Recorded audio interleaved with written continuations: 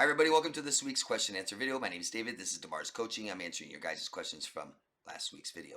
Go down in the comment section. Someone just asked me last week, how do I ask you a question? You did it without even realizing it. Just go in the comment section, ask me anything. Come back next Monday, see my answer, and let me know what you think. I like feedback. Not that I'm right or wrong, but did it help you? Do you understand? Is there more to your question? Usually this stuff is so complex, there's more to your questions, so keep it going if you want. All I ask is you give us your locations, tell us where you are. Be general as you want. You don't have to tell me, no, I don't want to tell you this because of this. Then you just say planet Earth, if you're from planet Earth. And please, if you haven't already, support a petition I created by signing it and sharing it. Stop narcissistic online bullying. Number one reason young people take their lives. If you have not been affected, you might be. Someone you love might be. It needs to stop. Please, everyone in the world, go down below. In the comment section, description box, there's a link. Follow it. Sign it. That's it. Share it if you want. Thank you. So let's get into the questions. There's lots of them. If I miss anyone's questions, please let me know. Let me know if you understand my answers, if they make sense. What's going on here? A little technical difficulty here. And yeah, let me know if they don't make sense, you don't understand them, or if I missed them. Okay, E. Kirk. Emily from Baltimore. Hi, Emily. My ex-narcissist gave me a laptop last year, and then this year he sent some stuff that he gave me with a note requesting his laptop back. Indian giver. I told him he gave me the laptop. That's right, he did. He said if I didn't return the laptop, he was going to call the police and report it stolen. That's illegal. You can get in a lot of trouble for that. I cleaned it out so it was like a new computer. I had my girlfriend return it to him, keeping no contact. Good job. Then about 9 weeks after no contact, he sent me an email, which he has never done, requesting the PIN number for his laptop. 9 weeks. He really needed that laptop, huh? I ignored the request. Why would he think I would do anything for him? 11 weeks, no contact. Good job. Congratulations. Why would he think I'd do anything for him? Because of everything you have done for him, Emily. For years, I bet. Non-stop. Even when he spit in your face, he did it again. Yeah, you thought it was love, right? That's why. Because he's entitled and he's conditioned to believe so after everything that we do. Non-stop, unconditionally for him, for them. Yeah, that's why. Good job. Keep going. Make it 12. I hope it's 12 weeks today. I hope soon. Rose from United Kingdom. Hello, Rose.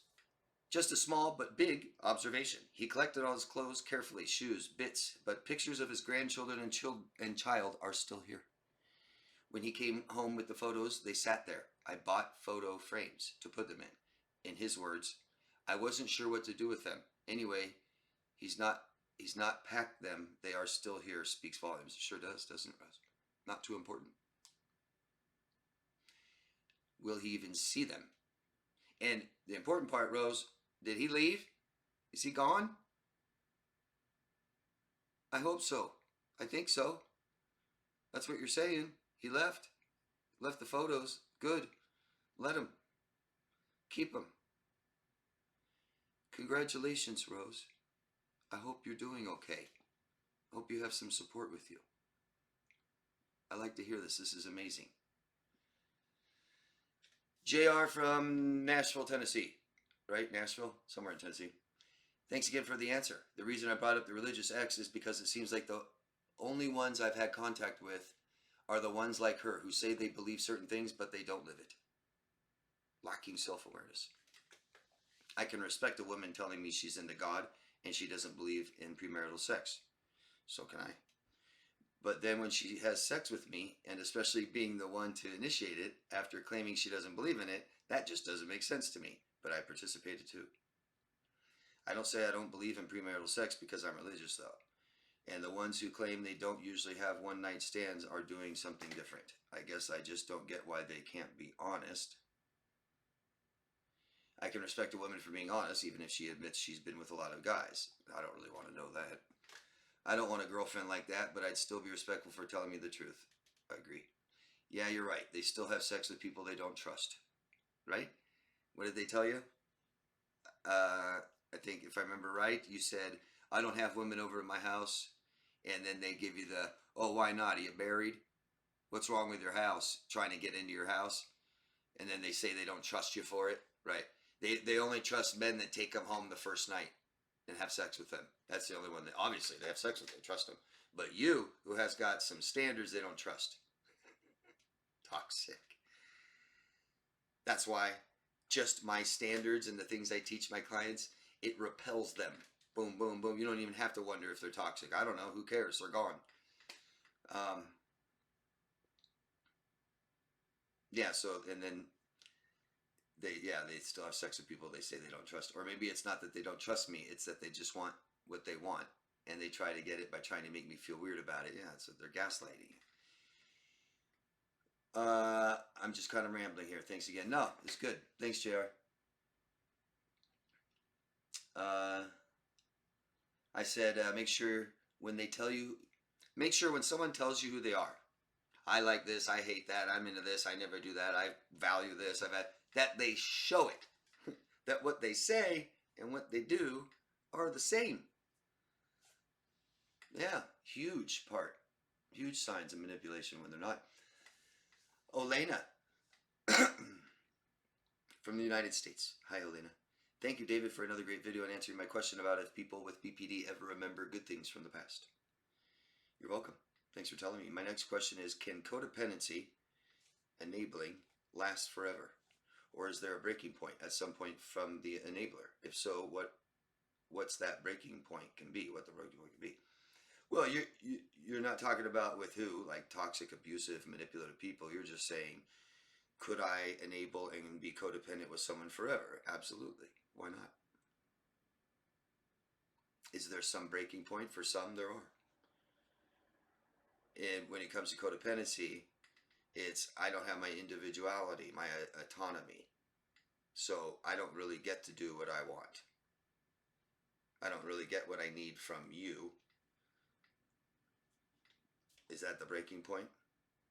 Usually it's something more toxic that seems to be the breaking point. When you're talking about manipulators and controllers, you know, if you're the enabler, then someone's toxic and manipulating and using you. That's the codependent relationship, a giver and a taker. So eventually, hopefully, we don't want to give up the last part of who we are. We hold on to something about ourselves, whatever that part is, that we don't want to give up, that we don't allow control over, and it all goes to shit. What do you think, Elena? Was there something else that you're asking me about that? Did I answer it? Thanks. Real Rodriguez, Healing Family from California here. Hello. Thank you for all your answers. They are always great. Thank you. What are your thoughts on kids that end up doing school shooting? For example, the Minnesota Catholic school shooting. What do you think drove them to do something like this? What do you think goes through their minds? You always have awesome thoughts. Thank you. Thank you.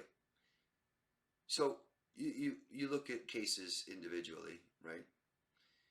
But the general theory that of somebody taking many people's lives is basically they want to take their own lives and they want to take other people with them.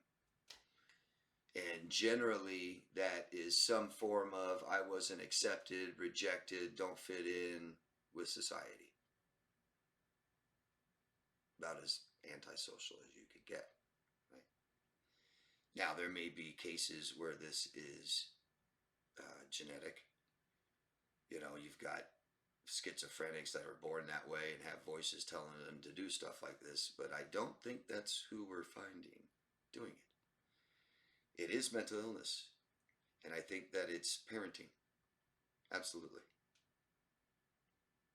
I think that you have a mixture of psychopathy, which you're born with, and then parenting. And then you have culture, which makes up who we are, and obviously this is happening way more here than other countries, so why? But if you're asking me specifically this case, I would say mental illness. I have to be careful even what I say. I can't really say anything or I'll get blocked. My channel will disappear if I talk about it too much, the truth. It's mental illness. This person was sick. Parents helped them be sick.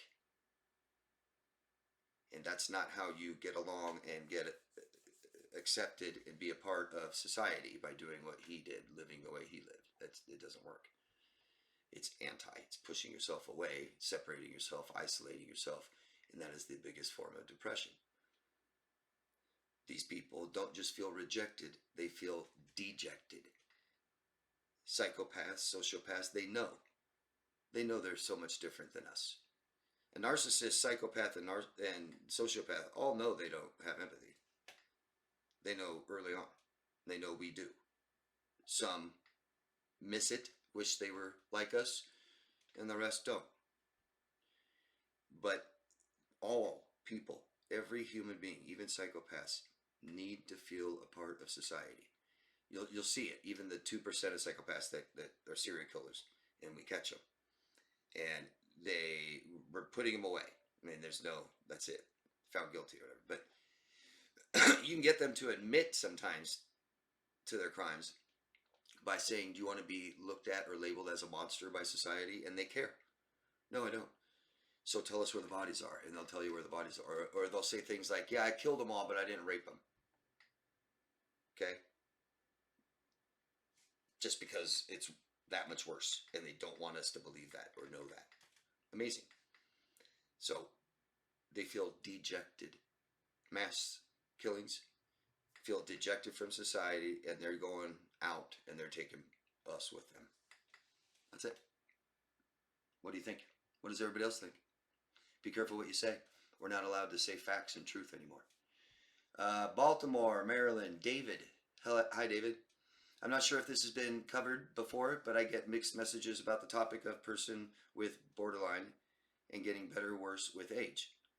I'm currently going through a divorce with my BPD wife of 6 years after she monkey branched, after she cheated. I think is what you mean, yeah? When we met, she had just turned 30 and will be 37 soon. I was her longest relationship, and it seems like she really tried to hold it together. Alas, she failed.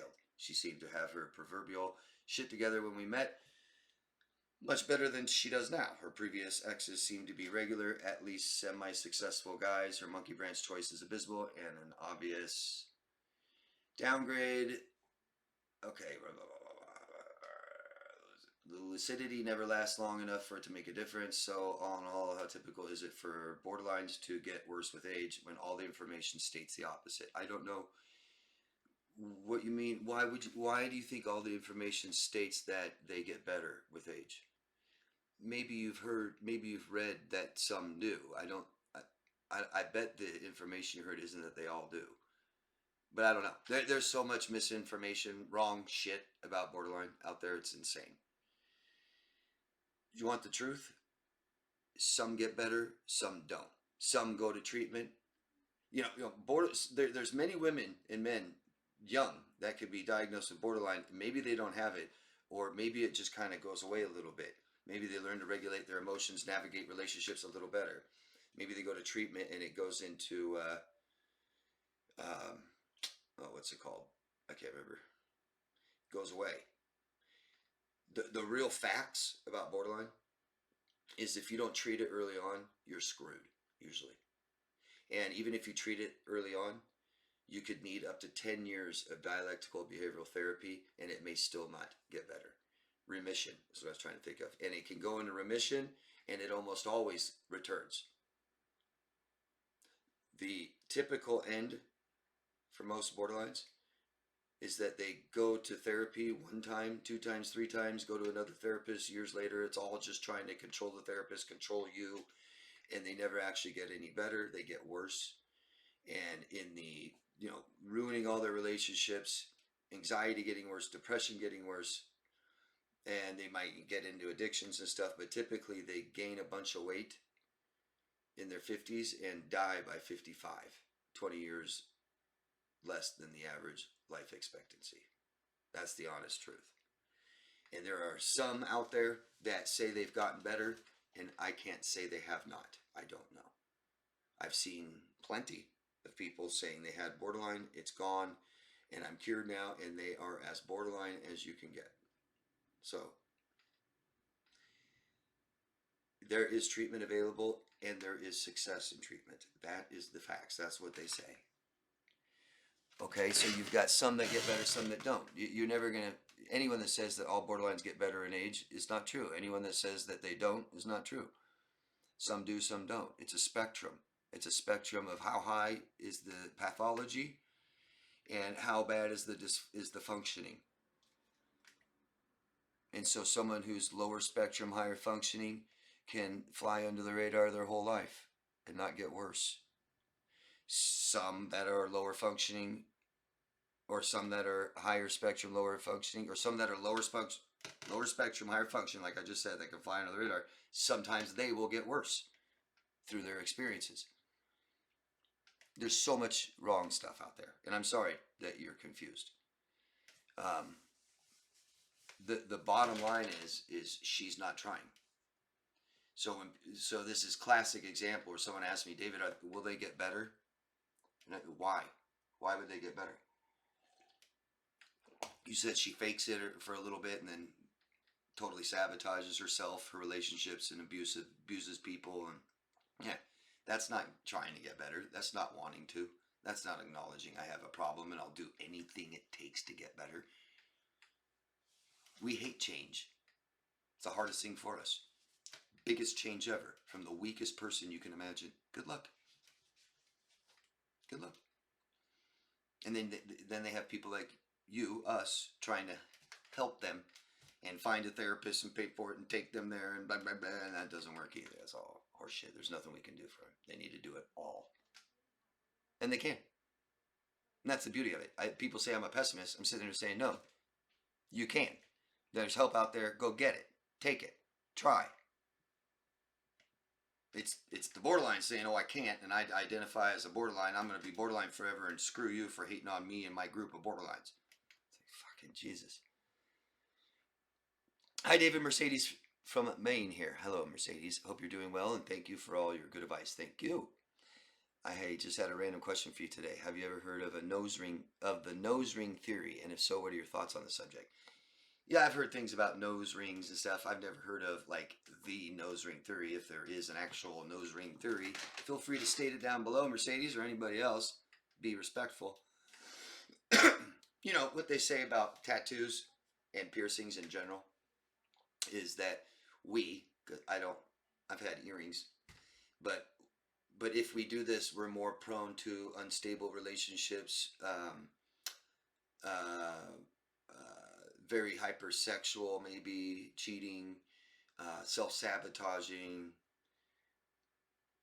self-mutilation, and stuff like this, you know. And I get it, sure. The nose ring theory, all I can say, what I said to you, is I think there's a definite link between completely unhinged people on TikTok videos and nose rings. Huh? What do you guys think? Oh, here it is. Beth Storm says, how does one submit a question for the Q&A? Thanks. You just did, Beth. Thank you. Emily from South Africa. How can you be in pain and the narcissist acts so happy, like they don't care at all? Does your pain make them happy? Well, that's lacking empathy, Emily. Meaning I can see you in pain and it doesn't, I don't feel it too. And it can actually bother me.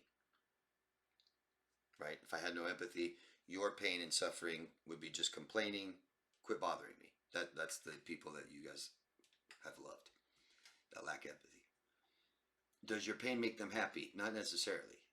So how it works with narcissists, because you could have a sadist. Now, a sadist isn't just happy that people are in pain. They derive satisfaction or gratification off the pain that they caused you.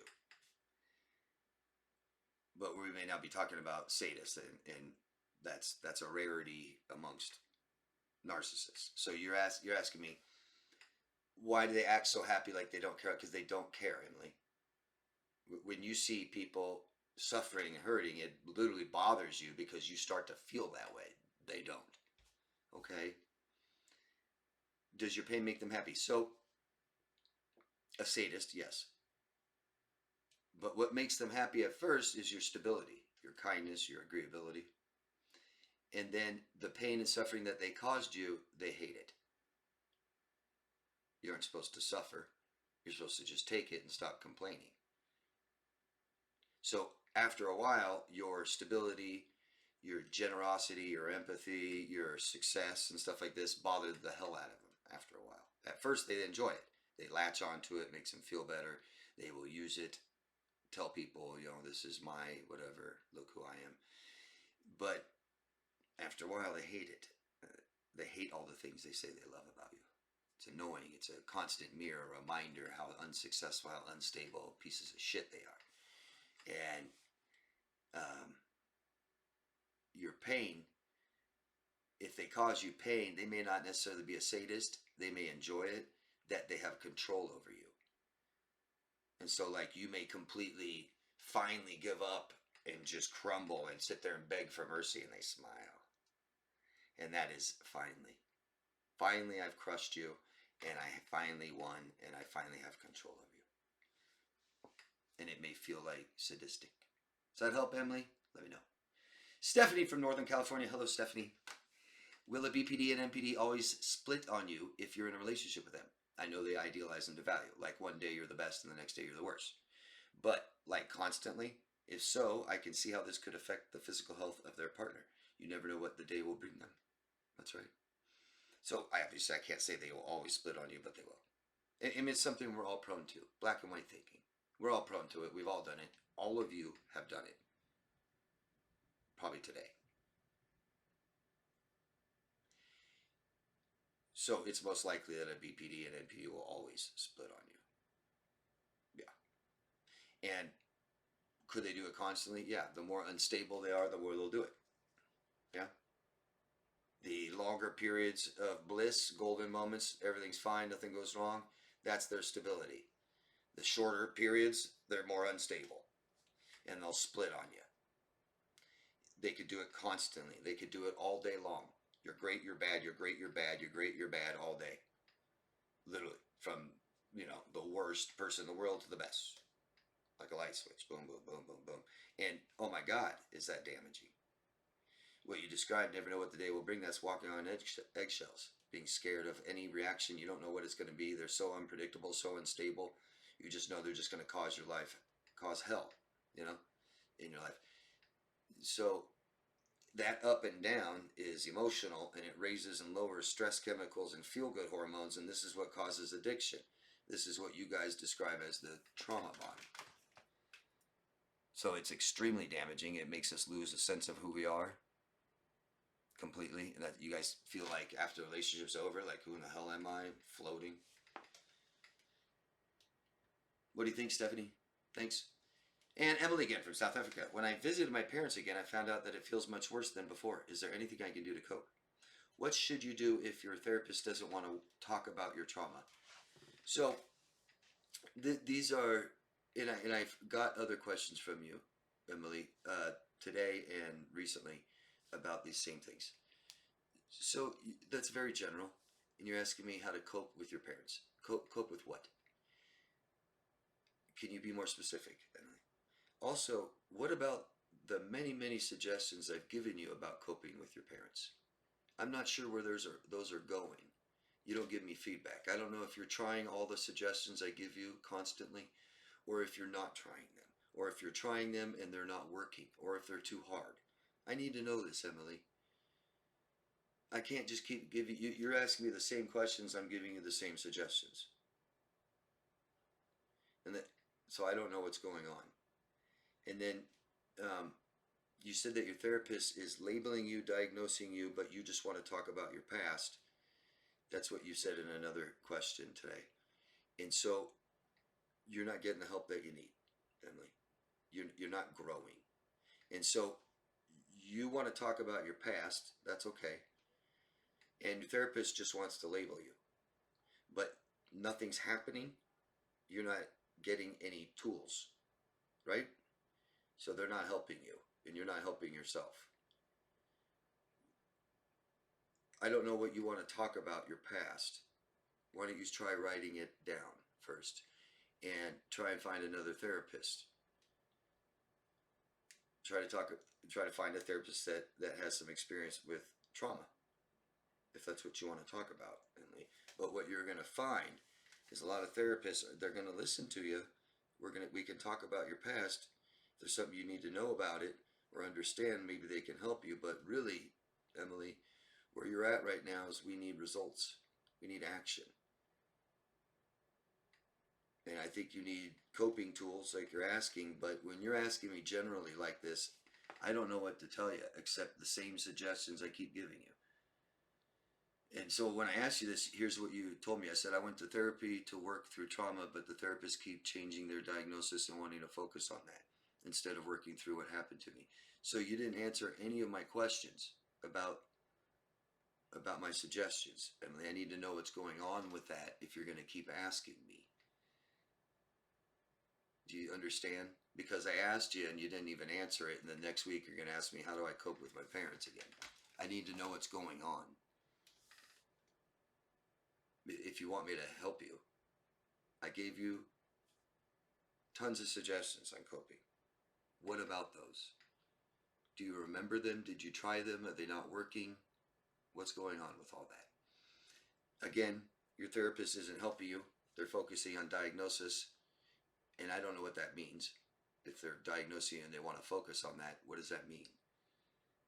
They want to try to give you things that you start helping yourself today instead of working through what happened to you. What do you need to work through what happened to you, Emily? You want to just talk about that? Then just hire someone and say, just listen to me, give me feedback. Write it out. But we need to start doing things that help you. Big time. And I don't see growth from any of this. I don't see growth from the suggestions I give you, and you ask me the same same questions. I'm not seeing growth from the diagnosis the therapist is giving you, or growth from talking about your past. What do you think, Emily? Let me know. Victoria, don't know where you're from. Let us know. Oh, yeah, you did. Writing from United Kingdom. Thank you. You just gone through a very testing working relationship with a covert narc. Not my first experience though. They are exhausting. My question is, do narcs know what they are doing? Yes. Do they purposely manipulate? Yes. Triangulate and lie? Yes. Would they rather destroy someone than lose control? Yes. They don't even see you as a someone, so who cares about losing you? You're an object that provides a service. Once that service no longer is provided, they no longer have a need for you. That's it. Of course they know that they're manipulating you and triangulating and lying. How would they not know that? If they didn't realize it, they would admit it. They wouldn't cover and lie about that and blame you, right? If you're in this relationship still, Victoria, I hope you have some help. Hire some help. People like me can help you with this. Hope you navigate it, understand it, and heal from it. But yeah, guys, of course they lack awareness. Awareness is a spectrum, and they hate themselves and reject them true selves, and they don't know what they need or what they want from moment to moment. They don't know how they feel very well. Yeah, they lack self-awareness, and they also lack mindfulness on what they're doing, and lack empathy, so how it affects other people and stuff. But oh God, yeah, they know they're manipulating, trying to. Absolutely. Everything is a lie. Everything. Who they are, what they're doing, hide everything. Don't tell you thoughts, feelings, my intentions. Everything is a lie. I'm wearing a mask just like everybody, but I wear a mask at home all the time. You'll never know who I really truly am. So it's not just when they lie. They are living it all the time, and yes, they know. Jordan from Sydney, Australia. Hi, Jordan. Thank you for doing such a fantastic job for answering my question about self-esteem and self-worth, David. Thank you for telling me. My next question, I was wondering about BPD eyes. Many people have mentioned their BPD or NPD X's eyes turning dark when flying in a rage. I have personally never experienced this with my ex-partner, so I was wondering what the science behind this is. Many thanks in advance. It's stress. Stress. It's cortisol, main chemical. There's several different stress chemicals. Cortisol and adrenaline mixed together is what you're seeing. And so people with personality disorders don't handle stress well. They don't function well. Very stressful for them. The smallest things can make them melt down, explode, right? Could mean that you're trying to do something to me. You know? But when they fly off the handle and they fly into rage, which is simply a temper tantrum that their parents never stopped at age 5, and they have their temper tantrums and fly into rage, it can even be addictive. But what's happening is the cortisol and adrenaline is, they're on the highest alert they can, so their pupils are getting as big as they possibly can to soak in all information cognitively. That's what's happening, right? Think of what it would take for you to fly off the handle and lose your ever-loving mind like they do. Think of what that would take.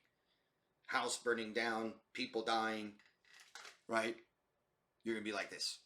And your pupils are going to be so big, your eyes look solid black. And it's even worse for people that have brown eyes because you don't even, it's even bigger. That's all that's happening, guys. I know that we all want to think that it's Satan taking over. What have I heard? Body possession. Aliens. I've heard all. And it's just something that happens to all of us. Just not so often. That's it, guys. Thank you. Thank you for your questions. Thank you for your support. Thank you for your thumbs up, subscribing to the channel, supporting the petition and signing it. And that's it. These videos do need your support. I really appreciate your support. Thank you, everyone. Love yourself first. Have a beautiful week. Bye.